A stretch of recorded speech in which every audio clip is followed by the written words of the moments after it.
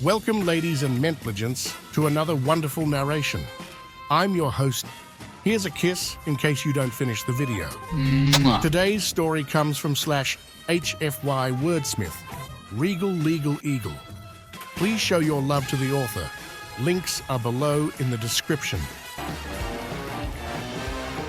Yes, the lazy French use the same word for six as we do. Also, I took yesterday off because, as the American Bible says, Sunday is sports day. Go local sports team. Beat that regional rival. Woo! And all refs, umps in all games are blind, except when they make a call in favor of your team. Then it's a good call, ref, ump. Anyway, if you had a hankering for more Billy Bob, here he is. And I reveal things I knew, but you didn't. Enjoy. Chapter 6. Cast leader Bleebob's face was contorted into what his people would call a scowl, and what humans in general would call fucking ugly. This being a step up from really ugly, they would normally be classified as. What do you mean we haven't found any traces of that ship heading towards the core systems? He was speaking with one of the other cast leaders, Cleroy, who was in charge of surveillance and tracking. Normally, Bleebob respected his compatriot for his tireless work in the service of their cause. But at the moment, he was not exactly thrilled. They have to take one of the small, claw-full of roots. His ship is a strange, barbaric hunk of junk, and I gave you our exact position we lost contact with. The figure on the screen blinked a few of its eyes and dropped its mandibles for a moment. This was the equivalent of a human shrug. And using this information, I have searched for him, but found no sign. You're positive that you've not gone on away. You know her mission as well as I. You know her treacherous kin as well as I. She is heading to the capital. Where else would they be going? The cast leader once more blinked a set of his eyes and opened his mandibles. But I found a ship matching that description just recently. One of my surveillance teams noted it entering a black market station we've been watching. The only problem is heading away from the core along the spinward direction. Bleebob's mandibles twitched and quivered in a motion to indicate thinking. Would they try and take a different route to throw us off the trail? They must still head forward to get to the capital. How far is it? Show me on the map. He looked at the map that popped up and quickly let one mandible wiggle to indicate a negative. One creature did not travel that distance in this short time alone. It must simply be another of his kind. Then I'm afraid, cast leader, that we've lost your prey for the moment. Bleebob let out an angry chittering and slammed a claw into his console. I have yet to fail in a task given to me by a matriarch cast leader. I will find him. Anger is unnecessary. You must be patient, as with hunting sesh eels. They think themselves elusive until we snap. Bleebob just glared at his screen. That ugly little creature left two of my eyes blind. The searing pain of his chemical weapon is not to be taken lightly. I don't want to wait as if hunting sesh eels. Let me charge him like a breast bull. I will rip him apart in my claws. He seethed and chittered, his normally green hydrating mucus turning grey for a moment. If he is a breast bull cast leader, he is the most cunning and intelligent one I have ever heard of. Bleebob cut the feed angrily. He looked over at the security footage image he had placed on one wall of his ship's stateroom. Rearing back on his back legs for a moment, he cried out, You cannot hide from me forever. Soon I will find you and have my revenge. Mark my words. Billy Bob Space Trucker. Slowly, he surveyed the sight in front of him. The 5 spaceborgs were groaning and trying to recover from their various wounds.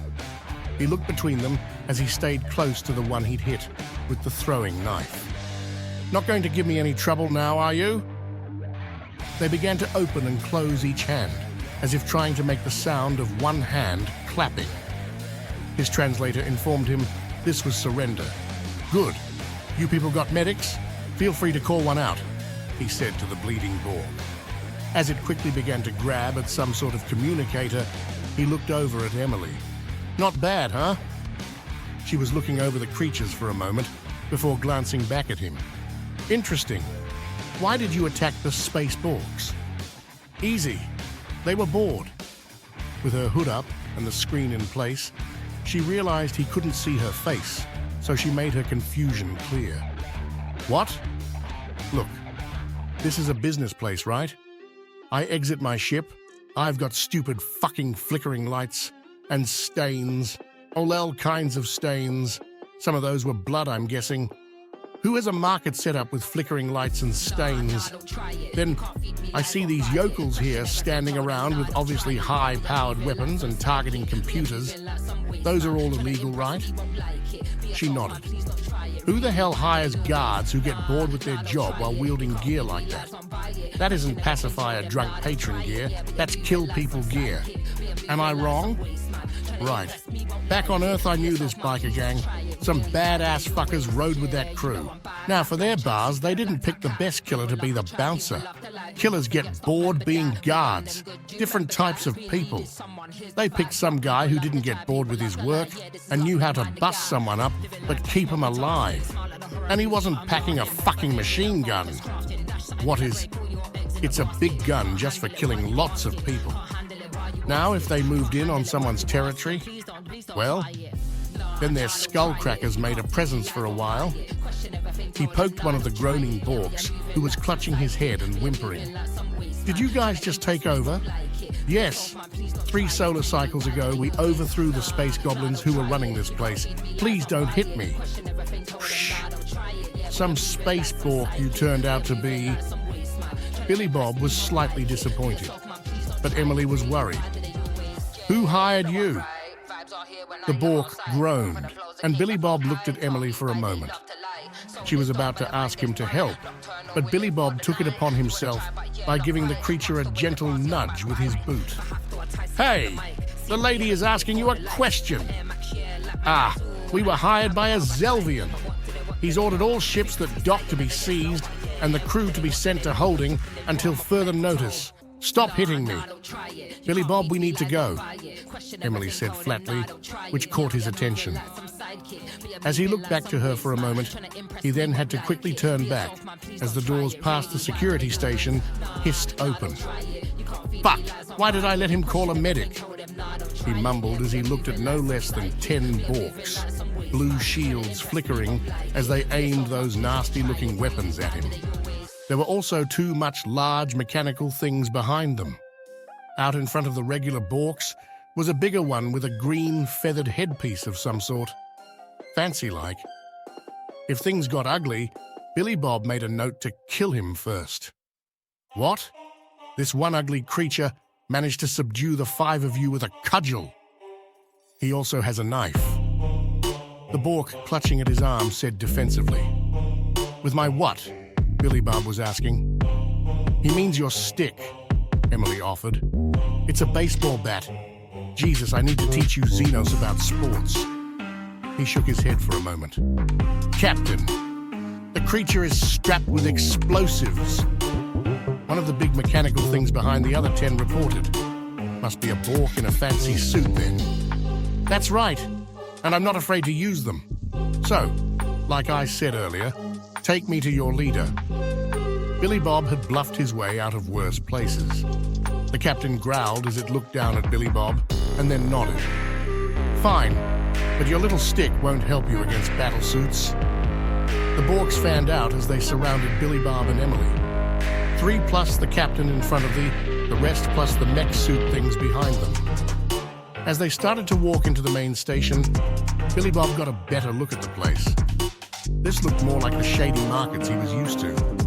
Aside from the fact the place was empty, which was creepy. There were stalls piled with goods, small carts covered in junk, larger stores with more established goods. He could smell something that seemed tasty, but there wasn't anyone cooking at the moment. Emily began to speak as they moved. "This is bad, Billy Bob. Zelvians are bad, very bad. They worship this sick god that revels in disgusting and twisted spectacles. They come from an incredibly mineral-rich system and exploit that despite a full blockade by the galactic government. Few species will ever deal with them. The Spaceborg's code makes them uninteresting to the Zelvians, so they work as mercs for them from time to time. But even they need to be paid massive sums. This is very bad, Billy Bob. He stayed quiet and looked around as they walked. It was sort of like a big block of stores, and the streets around them had the stalls and carts. But they were walking through the area, heading to someplace up and in the center. There were a few more Borgs guarding an elevator, but it seemed like this was the main group of Xenos guarding the place. They also didn't seem to understand the concept of firearms, which was good for him. 6 of the Borgs and the captain surrounded them in the elevator as they rose up and emptied out into a sort of control room, throne room, hybrid-type place. There were no stains or flickering lights in here, but the smell of cleaning product seemed to be universal. Must have done some sprucing up lately. There were mostly unhappy-looking space goblins at the consoles around the place, with some Borgs standing over them. Past the consoles, sitting on the throne, was "Ooh, hell no!" Billy Bob's hands tightened around his bat. His teeth clenched, and his eyes narrowed in a mixture of hatred and disgust. His nostrils flared, his heart rate picking up a little as he worked to control himself.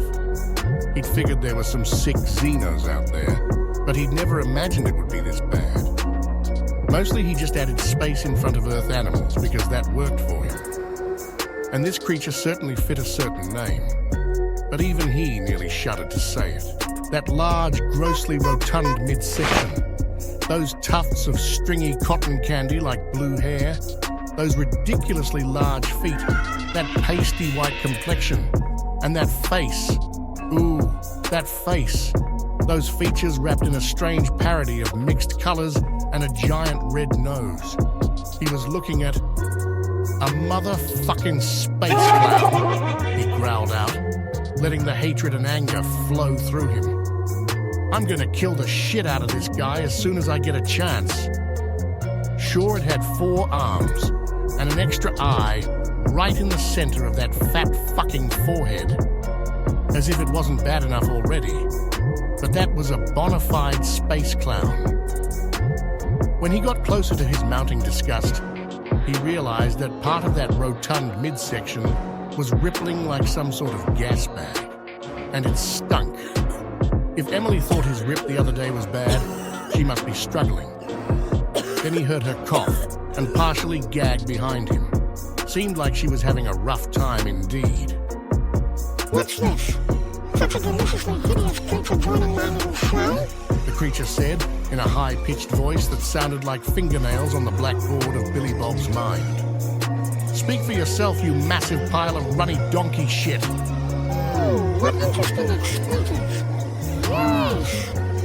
The Borgs forced Billy Bob and Emily closer as Billy Bob let a hand move down to his M1911. He wanted to end this, but the Borgs would likely object. Yes, I think you'll do wonderfully for the arena. Such a show I have in store for my god. You'll be most pleased. You know, fuckers like you are, why preaching freedom of religion is so fucking hard. Billy Bob growled out. What? There's only one true religion. The others are all wrong. Yeah, okay. I didn't need even more reasons to kill you. But I think it's time for you to face my gauntlet of horror. And what if I don't want to? Well, you're standing over the trap door, so you don't have a choice. Billy Bob looked at the floor beneath him, noticing the outline. Well, shit. And so ends another chapter in the adventures of Billy Bob's Space Trucker.